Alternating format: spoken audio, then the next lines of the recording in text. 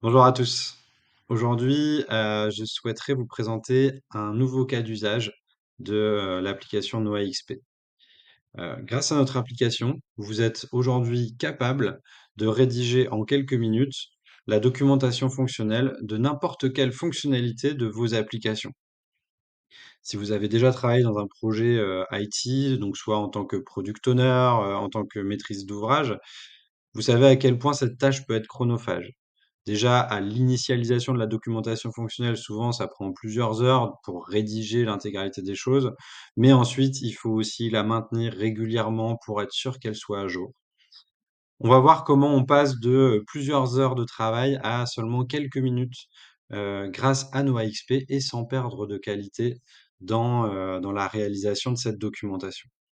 Donc là, je suis sur la page d'accueil de l'application. On va aller sur le produit documentation fonctionnelle et on va voir comment ça marche. Donc, je vais créer une nouvelle conversation.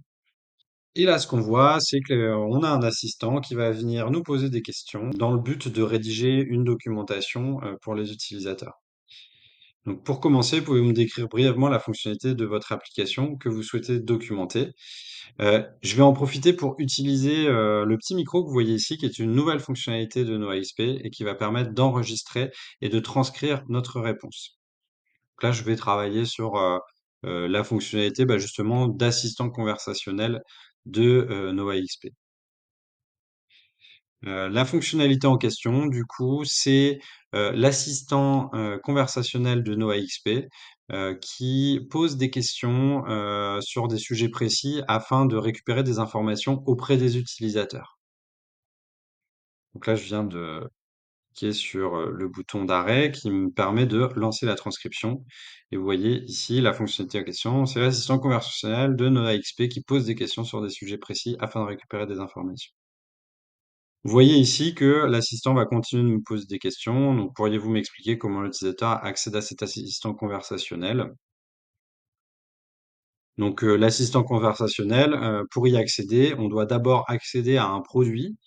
Puis lorsqu'on est dans le produit, on va créer, cliquer sur nouvelle conversation, ce qui va permettre de déclencher une nouvelle conversation avec l'assistant.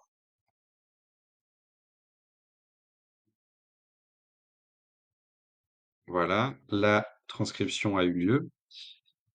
Et donc là, vous voyez, il va continuer les questions. Donc je vais pas faire toute la conversation là maintenant, mais vous voyez à droite, il y a, la fonctionnalité, la documentation fonctionnelle qui se rédige. Je vais vous montrer tout de suite, le résultat final, hein, sur cet assistant conversationnel. Vous voyez ici, j'ai un résumé de la fonctionnalité, les cas d'usage principaux, comment on utilise la fonctionnalité, donc le guide étape par étape. D'abord, je crée un produit, puis j'accède à la fiche produit, et cetera. Voilà, j'espère que cette vidéo vous a plu. Si vous souhaitez avoir plus d'informations sur ce cas d'usage, n'hésitez pas à me contacter, pour avoir une démo plus détaillée. Voilà, je vous souhaite une très bonne journée. Au revoir.